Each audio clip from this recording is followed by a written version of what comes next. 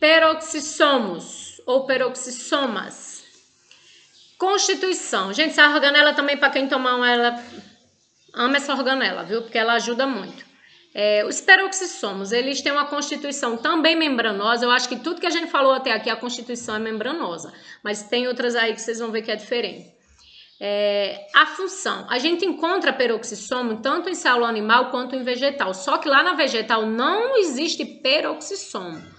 Existe o glioxissomo, tá? Então, isso pode vir em questões na forma de pegadinha. Quando fala peroxissomo, aí, vegetal tem. Vegetal não tem peroxissomo. Tem glioxissomo. Tem aqui, eu coloquei aqui para vocês lerem, tá? Então, principal função. No interior dessa organela existem enzimas bem importantes, bem poderosas, que elas são chamadas de oxidases, ou seja, a função dela é oxidar, oxidação, que catalisam reações que modificam substâncias tóxicas e as tornam inofensivas para as células humanas. Então, quando nós temos contato com animais peçonhentos, aranha, cobra, abelha, qualquer veneno, até veneno, álcool, então essas toxinas, os peroxissomos são as organelas responsáveis por desintoxicar o nosso corpo. Nós vimos lá na primeira organela que eu falei, do retículo endoplasmático rugoso, eu falei também que eles também participam disso, o liso, né? Só que não quanto os peroxissomos, que o peroxissomos é muito mais, tá, gente? Porque a função do peroxissomo é só essa, só de desintoxicação. Já o complexo, os retículos endoplasmáticos, já tem outras funções. Então, um tipo particular de peroxissomos são os glioxissomos, que ele é encontrado nos vegetais. E de sementes oleaginosas, que é os vegetais que possuem sementes ricas em óleo, que é algodão, amendoim, girassol. E os glioxissomos, eles também possuem oxidases que atuam na ação de transformar o lipídio em açúcar. Então, quando a célula precisa de açúcar e ainda não consegue produzir esse açúcar, então o glioxissomo transforma a gordura em açúcar, tá? E esse açúcar que é proveniente da fotossíntese. Um exemplo, gente, é quando a gente planta a semente lá. A gente planta a semente oleaginosa. Para essa semente desenvolver, ela precisa de nutrientes. Então, elas são riquíssimas em glioxissomos. Como ela precisa de açúcar para desenvolver, só que ela tem muito óleo, tá? Então, mas para desenvolver ela precisa do açúcar. Então, quem vai fazer essa transformação é o glioxissomo. Então, vamos ver aqui lá no nosso corpo como é que isso acontece. Olha como o nosso corpo é incrível. Veja que coisa incrível. Então, nas reações de degradação de moléculas tóxicas que ocorrem nos peroxissomos, os átomos de hidrogênio presentes nas moléculas tóxicas são transferidos ao oxigênio, originando um resíduo que é algo oxigenado. Deixa eu traduzir isso para vocês. Quando alguma substância tóxica entra dentro do nosso corpo, os peroxissomos, eles retiram o hidrogênio presente na molécula tóxica e levam esse hidrogênio lá para o oxigênio e forma água oxigenada. Olha como é incrível. Então, o peroxissomo tira o hidrogênio da substância tóxica para ela não ficar mais tóxica e produz outra substância tóxica, que é a água oxigenada, que a água oxigenada também é tóxica. Só que essa organela é tão incrível que ela pega essa água oxigenada, que também é tóxica, tá, gente? Ela é tóxica para a célula e também tem uma ação mutagênica, faz a célula mutar, entrar em mutação. No entanto, os peroxissomos também existe uma enzima que é chamada de catalase, que rapidamente transforma a água oxigenada em água e oxigênio através dessa reação química. Veja, ó. Deixa eu falar tudo de novo para vocês entenderem. Fui picada por uma cobra, a toxina da cobra. Para essa toxina ser desativada, os nossos peroxissomos retiram o hidrogênio da enzima, da toxina, aliás. Essa toxina fica inativa, tá? Às vezes demora isso para acontecer, por isso que às vezes a gente morre. A cobra coral, por exemplo, a toxina é tão forte que em menos de 24 horas a gente já morre. Então, os nossos peroxissomos não dão conta. Então, a gente precisa tomar o soro, senão a gente vai morrer, tá? Não faz mágica também não, peroxissomo. Então, o peroxissomo retira o hidrogênio, leva lá para o oxigênio, faz água oxigenada. A água oxigenada aqui também é forte, que também é tóxica. O próprio peroxissomo tem a catalase, que é uma enzima que transforma a água oxigenada em água e oxigênio. Então faz isso de forma muito rápida, a ponto que não danifique a nossa célula, tá? A principal função do peroxissomo é desintoxicação da célula, tá, gente? Beleza. Vacúolos. Os vacúolos, a função é armazenar. O vacúolo é uma organela que é encontrado principalmente nos vegetais. Só o eucariótico também possui, tá, gente? Vegetais. E nos protistas também, os protistas possuem vacúolos. São vesículas membranosas de tamanhos bem diferentes e também tem diferentes funções. Tem a função de digestão intracelular, que no caso de alguns protistas, protista, do reino protista. Alguns protozoários, esses vacúolos ajudam na digestão intracelular. Vacúolos alimentares, porque eles armazenam substâncias, tá, gente? Para depois serem digeridas pela própria célula. Vacúolos contráteis, que armazenam água e jogam água para fora, para dentro da célula. Então aqui, ó, eu coloquei a imagem de uma célula vegetal.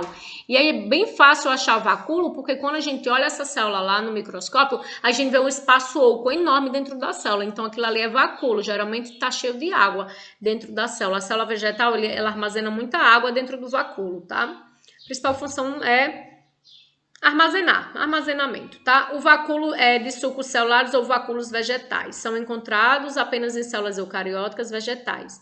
Em seu interior apresenta solução aquosa, na qual muitas vezes são dissolvidos açúcares e sais minerais.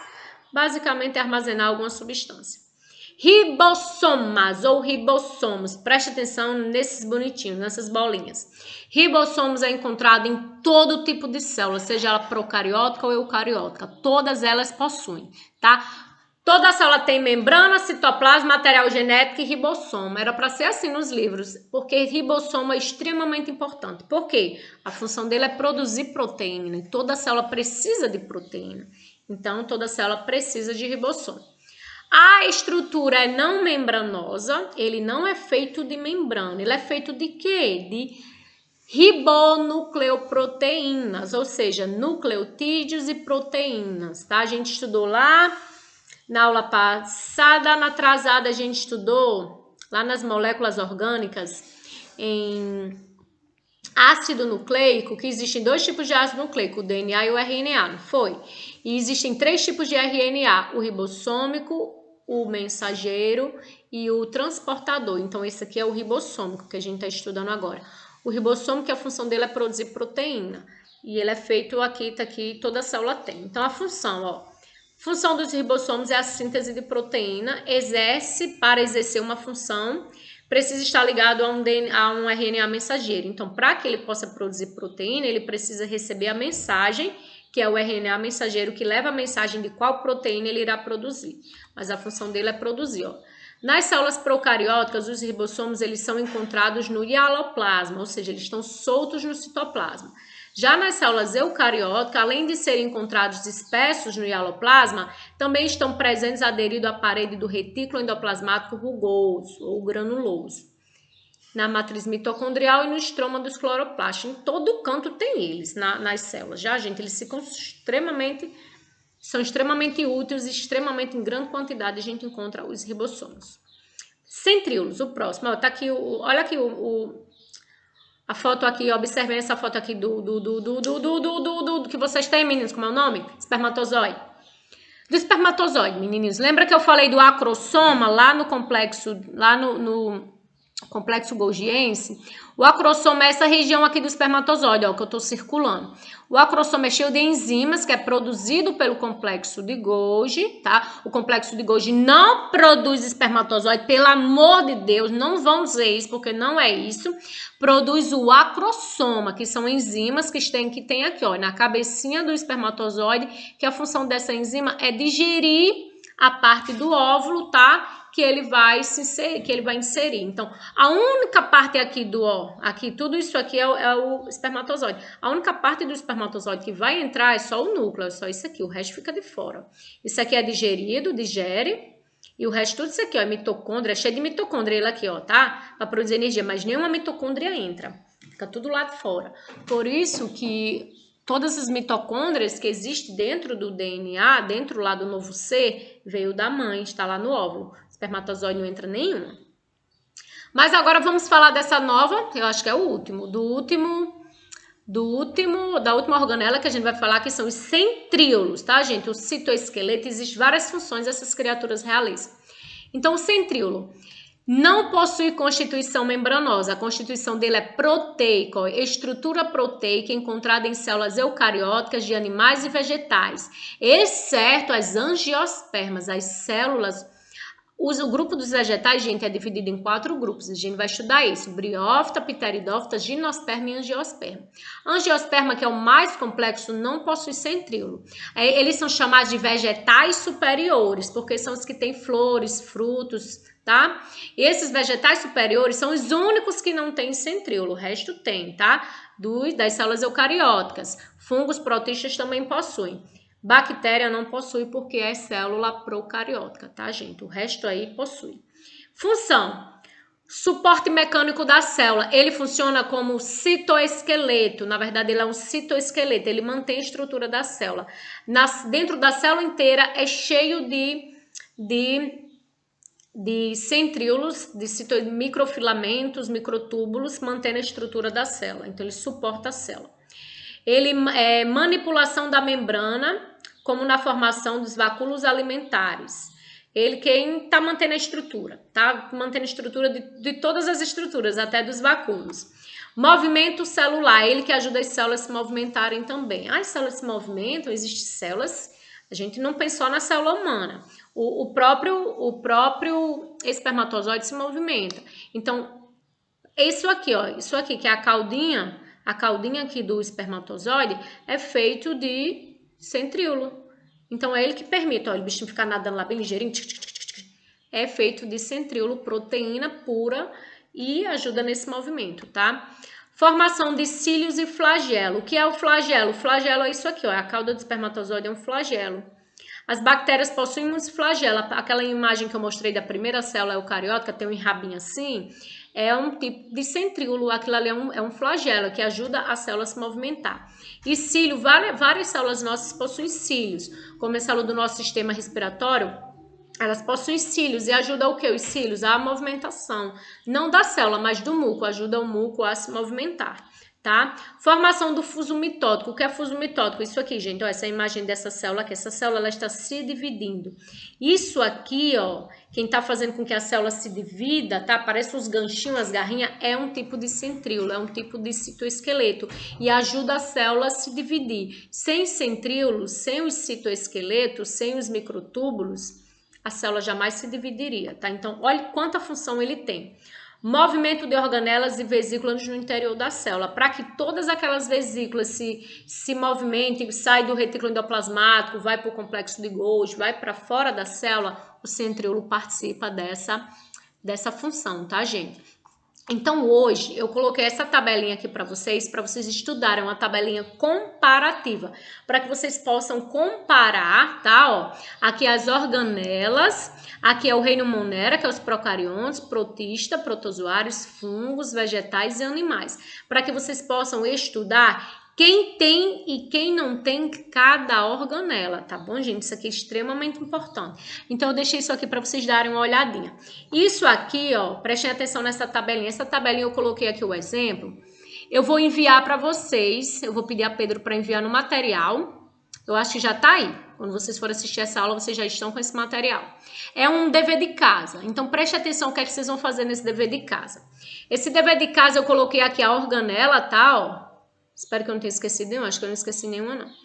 E eu quero que vocês vão escrever. É uma tabelinha de estudo isso aqui.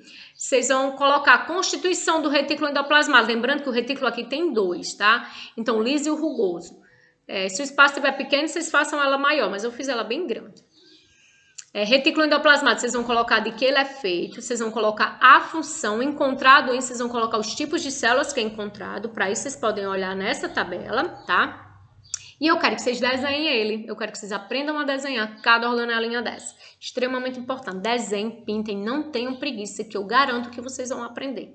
Fazendo essa tabelinha, eu garanto que vocês aprendem, gente. Ribossomo, complexo de Golgi, lisossomo, mitocôndria, centríolo, cloroplasto, vacúolo, peroxissomo, tá? Então, observem, eu vou mandar o slide da aula também, vocês podem olhar pelo slide, vai ajudar. Respondeu isso aqui, eu garanto que vocês vão aprender.